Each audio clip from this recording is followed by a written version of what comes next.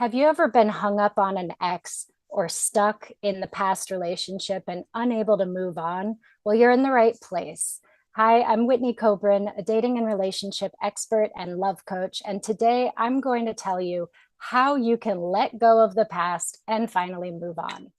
What if they alright? Baby, can we still shine? Tell me that will be fine. Always still in love.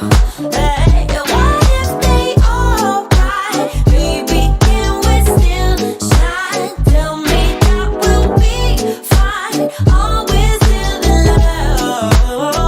Yeah. What if they alright? Still shine. Tell me that will be fine. Always still in love. What if they alright? Baby, can we still shine? Tell me that will be fine. Always still in love.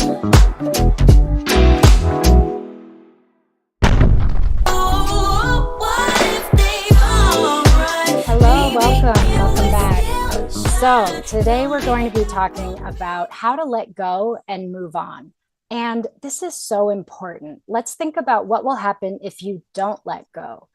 If you don't let go, you can't move on. Maybe there wasn't a happy ending from what happened in the past, but you're going to be stuck in that unhappy ending rather than being able to close that loop and be able to move on and start a new story that could have a happy ending.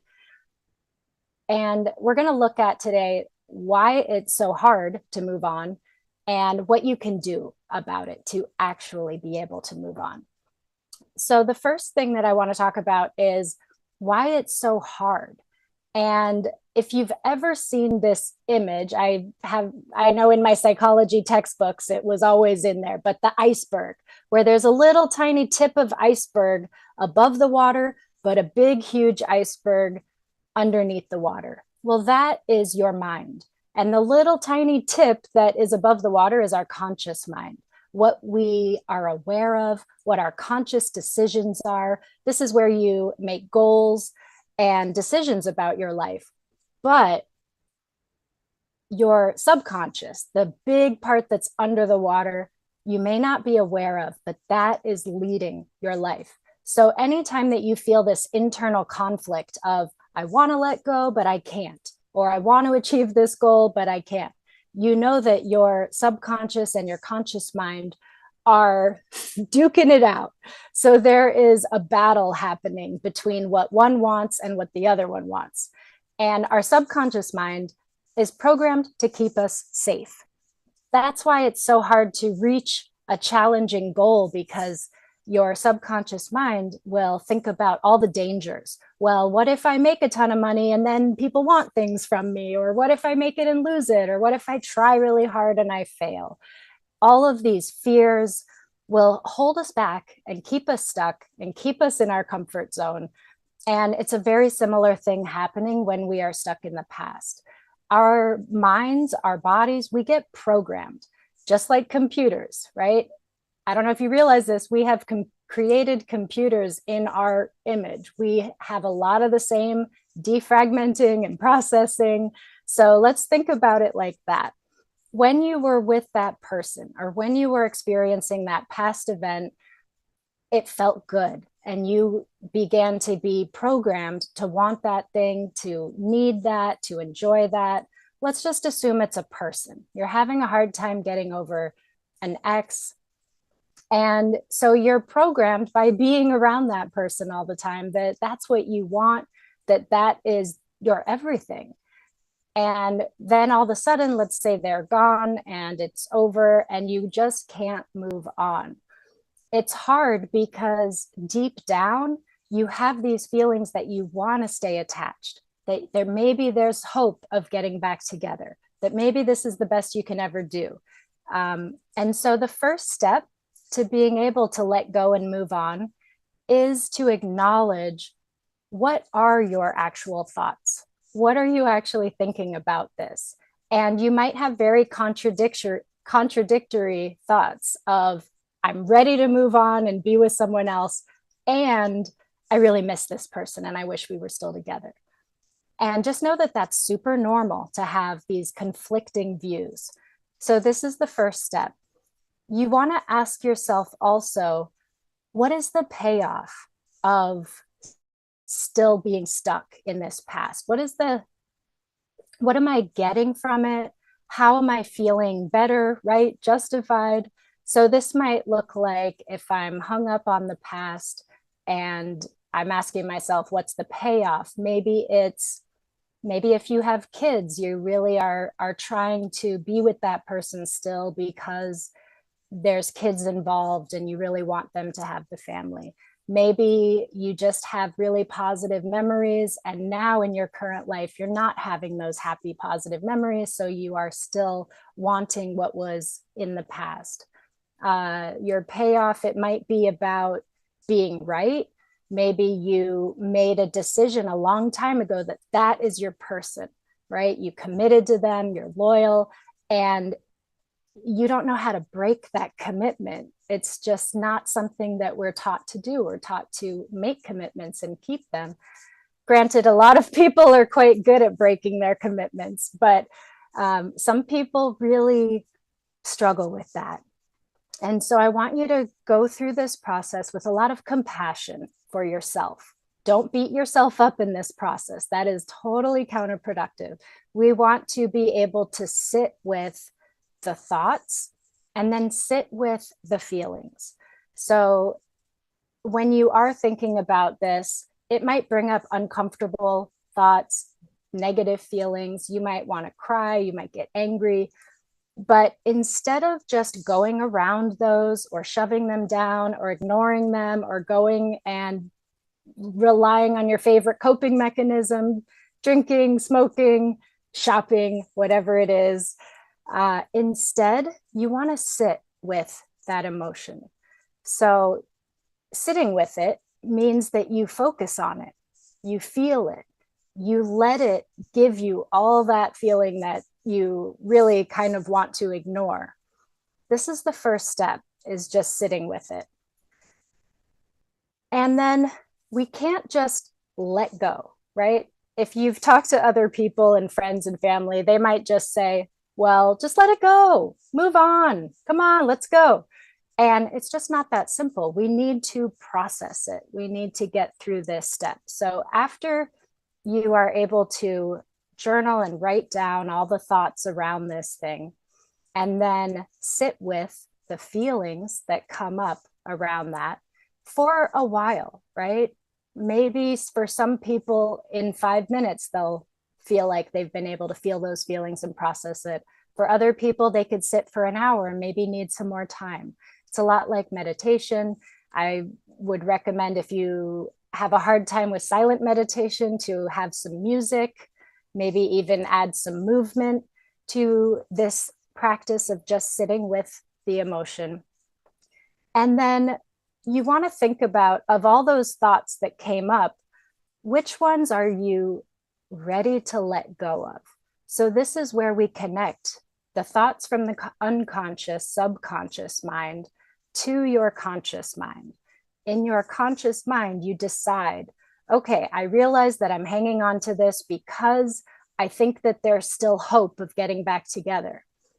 But I realize there is no hope. It's not going to happen. So you need to first give yourself permission. Say, I am going to move on from this. I am going to let go of this. If you never make that decision, it's going to stick with you and be really hard. So it's going to be important for you to decide, and no one else can decide this for you. And you can only do it when you're ready to do it. But it's a huge step to decide, I'm going to let go of this belief or this thought or this tie that is tying me to this person. And then you want to visualize letting it go. So thank it, because there's been some sort of payoff, right? It's given you hope, it's given you good feelings. Acknowledge that it was there for you, but you no longer need it. And visualize sending it away. Maybe you put it in a hot air balloon and watch it float away. Maybe you drop it into the middle of the ocean, like in Titanic. Maybe you light it on fire, send it in the mail, whatever it is. Really visualize as clearly as you can saying goodbye to that belief. Another thing that you can do to make this more physical is to find an actual object that represents that person. Or maybe you just write on paper and let that paper represent this tie that's keeping you stuck and in the past, and then destroy it, rip it up. If you could safely, in a safe place, light it on fire, let it go. There's a symbolic gesture to this, but it really does help us align what we're conscious of and what we're not conscious of. So we want to acknowledge what the feelings and thoughts are that are keeping us tied to it. Sit with that for a while, feel it, let it fully incubate and fully give you the message that it needs to give you, rather than pushing it down. Even if you have felt this a lot over years or months, it's important that you consciously decide to sit with that and then make a decision that you're ready to let it go, that you're ready to move on, state it out loud, and then visualize sending away this old tie. And then bring your attention to your heart and imagine your heart just coming back together and sealing up and healing. Imagine giving this healing energy to your heart. And when it comes to our energy, where your attention goes, your energy flows. So just imagining and putting your attention on your heart will allow your energy to go to your heart space, and just giving yourself some soothing touch, holding yourself, giving yourself a hug can be very nurturing when you're going through this kind of difficult letting go process. But you want to absorb all of the healing energy that you can, because it depends how you look at this. If you look at it like, oh my gosh, I'm letting something go, I'm so scared, I don't know what's going to happen, I need that, you'll be in this panicky state. And we don't want that. That's not going to be conducive to this healing process. So instead, bring all your attention to healing yourself and feeling good about this, being proud of yourself. You don't want to stay stuck in the past forever. Part of you does, but you know that there are better things out there for you. And in order to move on and create that happy ever after, it's important that we are able to let go, move on. And I'll say something also about forgiveness. Forgiveness is not for the other person, right? If somebody has wronged you, hurt you, left you, broke your heart, whatever they've done, it sticks with us, right? That heartbreak, that anger. But when we can, well, if we hang on to it, it's like you're taking poison, expecting them to die. You having this stress and this anxiety and this worry about it, even again, if it's not very often in your conscious mind, but it's still in the subconscious mind, you might be dealing with a lot of stress around this and not even realize it. So you want to also be able to forgive in the process of letting go. And forgiveness, again, it's not for the other person.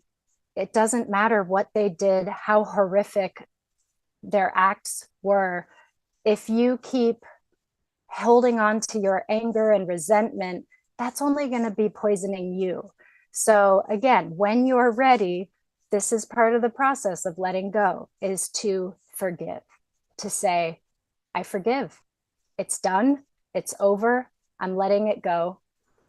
And then the next step is to solidify the new going forward and being able to move on. To solidify that, I want you to think of a thought that reinforces what you really want going forward, something that gives you hope. So some of the thoughts that you wrote down in the beginning might have been, I'd really love to be with my ex. They were the best. I'm never going to do any better. So we're letting all of those go. We're sending them away. And you want to replace it with something like, I'm excited for my future, or I know that moving on is the best thing, or I'm ready for my next step. Whatever it is, it should be something that is inspiring to you and reinforces your goals and where you want to go and what you want to do. So I know that this can be a really hard process because we want to hang on to the past. But if you want a new future, if you want to let go, and at some point, it's pretty much always going to be important to let go of something that is keeping you stuck and holding you back. So follow these steps and you'll be able to let go and move on and eventually create your own new happily ever after. All right, I'm not sure if there's something that I should do to end. Okay, 3, 2, 1, and go.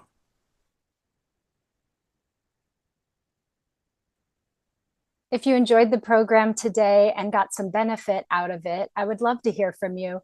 You could reach me at my website, whitneykobrin.com. That's WHITNEYKOBRIN.com. And for ladies who are looking to improve their love life, their self-love, their dating, their relationship, I invite you to download my app. It's called Love Coach in My Pocket, and you can find it on Apple and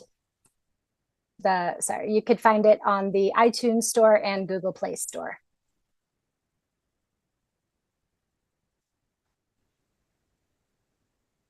All right, 3, 2, 1, and go. If you enjoyed this program and if you got something beneficial from it, I encourage you to follow the program and also reach out to me through my website, whitneykobrin.com. That's WHITNEYKOBRIN. And if you are a lady who is looking for love or looking to improve your self-love or turn your love life around in some way, please download my app. It's Love Coach in My Pocket. And there are courses and community and lots of resources for you there.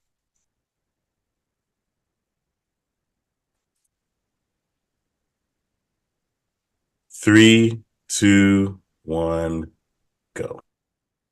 Hi, are you single right now? And do you feel like people around you act like that's a disability? Are you sick of people giving you a hard time about being single when it's actually a choice and you're far better off being single than being in any kind of relationship that is unhealthy or draining of you? So that's what I want to talk to you today about, is the joys and unexpected delights of being single. I'm Whitney Kobrin, dating and relationship expert and love coach for women. And I hope you enjoy the program today. 3, 2, 1, go. Are you single and tired of the people around you acting like it's a disability, saying, "Oh, I'm so sorry, you'll find someone soon"? Blah. That's what I want to talk to you today about. I'm Whitney Kobrin, a dating and relationship expert and a love coach for women. And I want to talk about being single by choice and the unexpected delights of being single.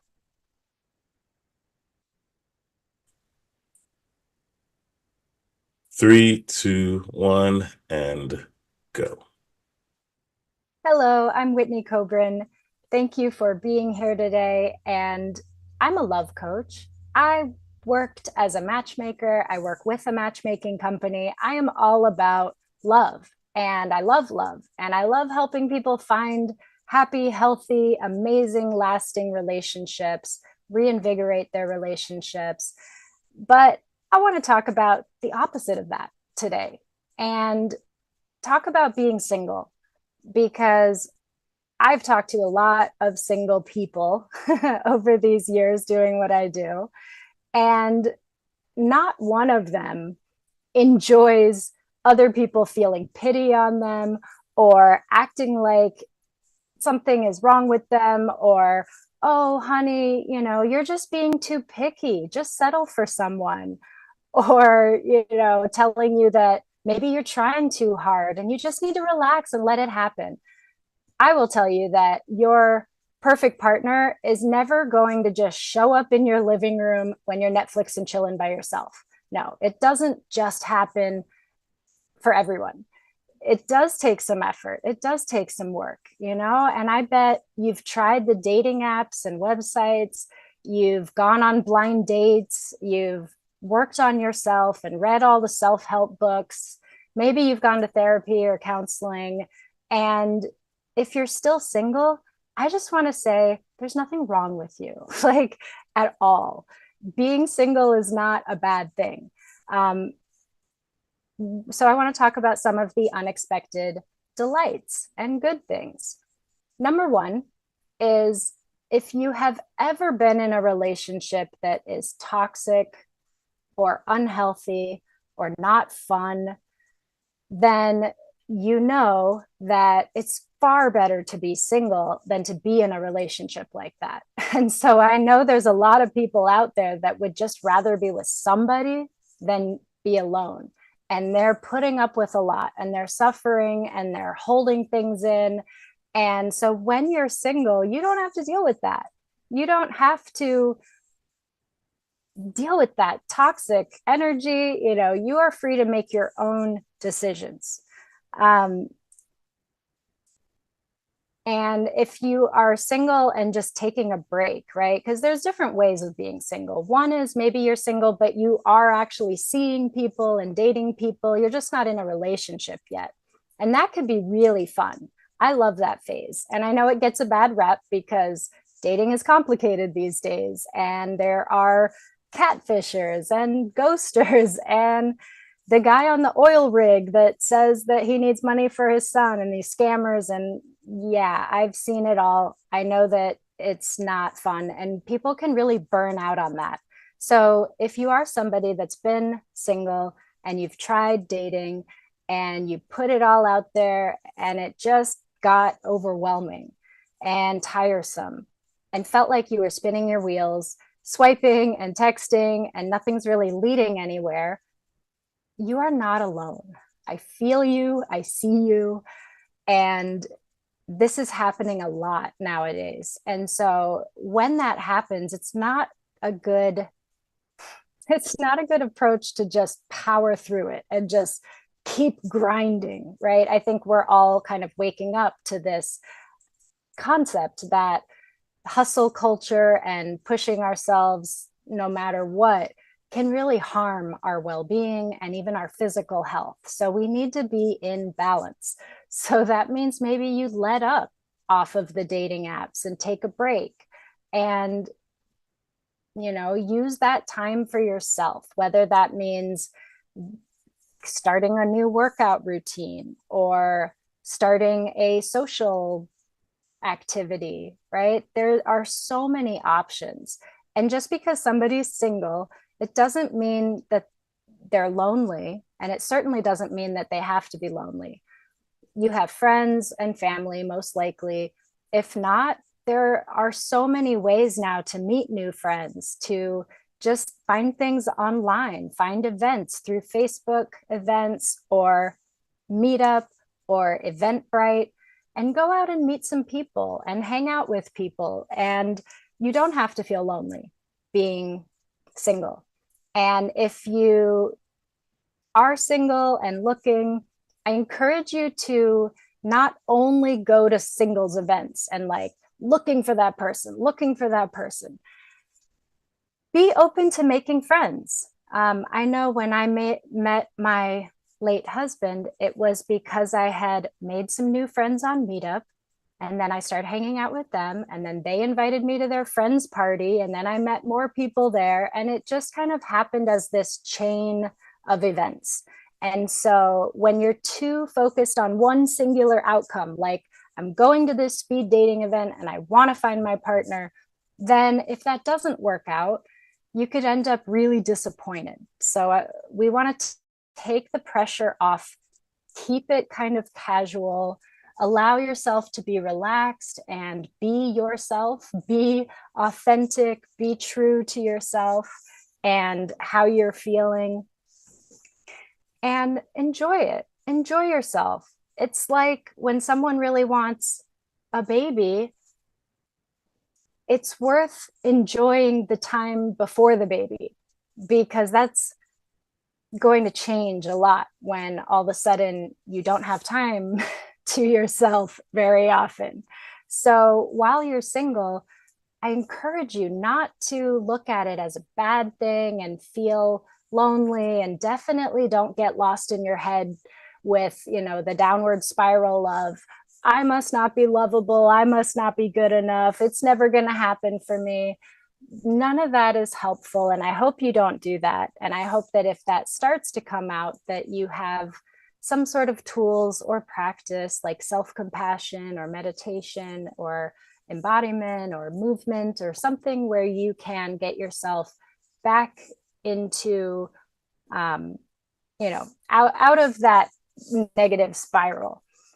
That said, it is very normal to have that yearning for a partner. So if you're capable of having, you know, both of these thoughts in your mind at one time that may be contradictory, that can make you feel very whole and at peace to say, I am content with myself single, and I do want a partner.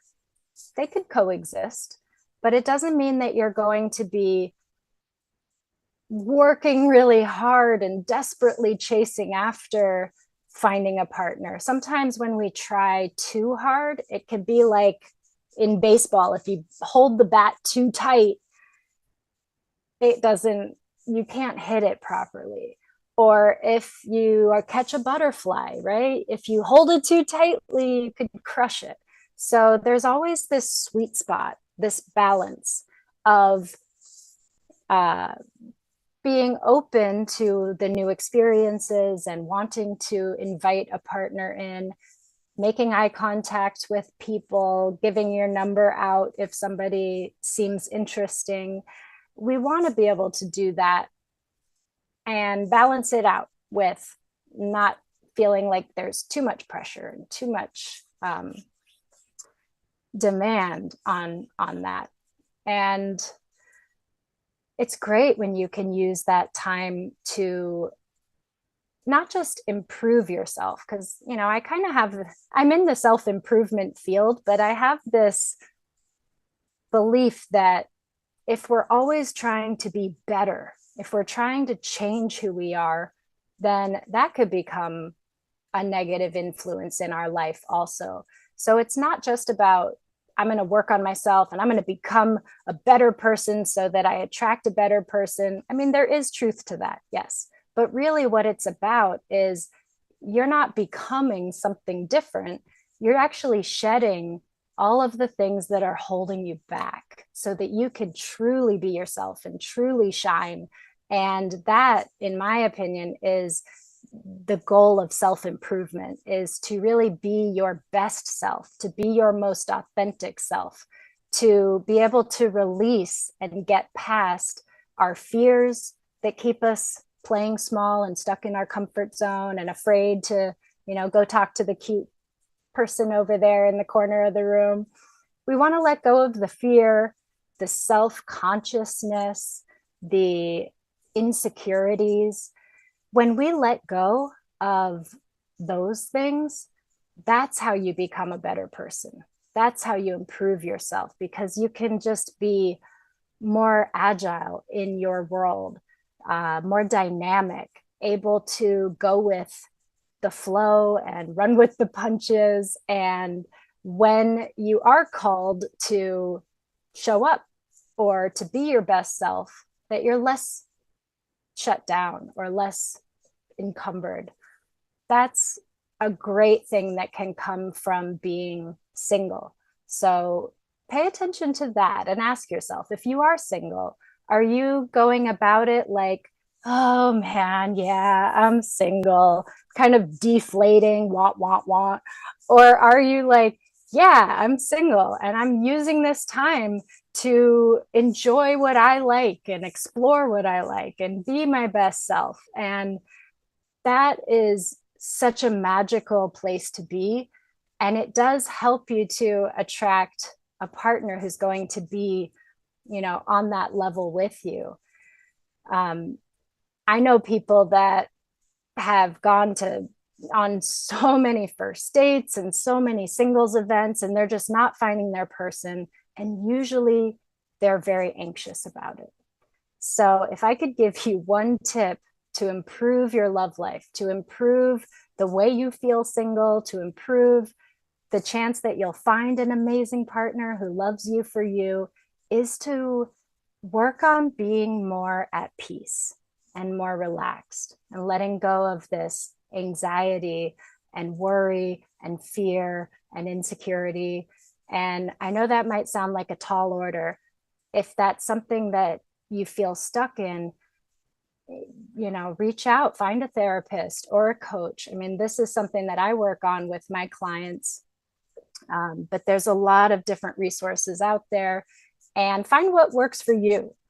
I know that meditation has amazing benefits that have been scientifically proven, and yet I know that meditation is not for everyone, but there are other options that you could do as well. So if you're not into meditation, maybe you do something with movement. I actually saw a YouTuber that tried standing on one foot for 5 minutes for a whole month. And she thought it was going to be ridiculous, but she actually was someone that couldn't just sit down and meditate and get much benefit from it. Overactive mind, was always getting in the way, just this antsiness in the body. But when she just tried standing on one foot for 5 minutes, it had all the benefits of what a meditation is. So keep trying new things, keep seeking answers. You really don't want to go into your love life, wherever you're at in that, with anxiety and worry and stress and fear. We want to be able to work through that.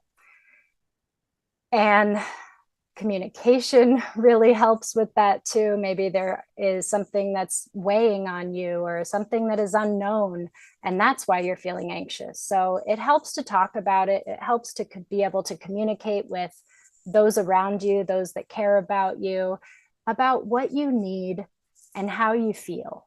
So this is a great tip that I give to people, even when they're dating and in relationships, that when we're dealing with conflict, conflict is actually an opportunity for intimacy.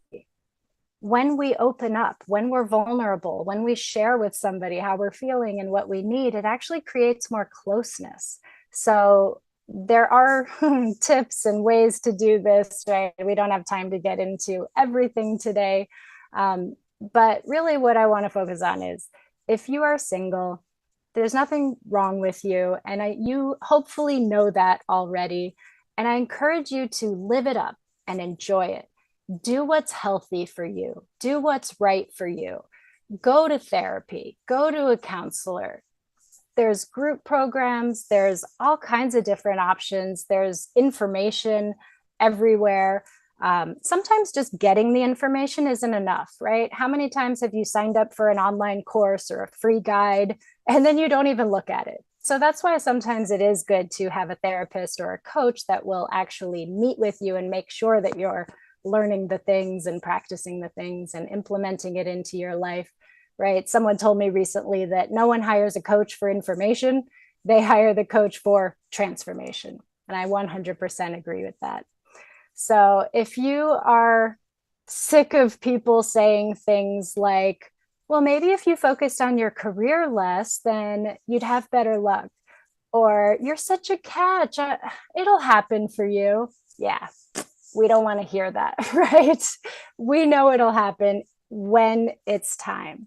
So keep your chin up, enjoy yourself. And when you're ready to find that partner, I would love for you to reach out to me and I can help you. You can reach me at whitneykobrin.com or download my app, which is Love Coach in My Pocket. Thanks, and see you guys next time.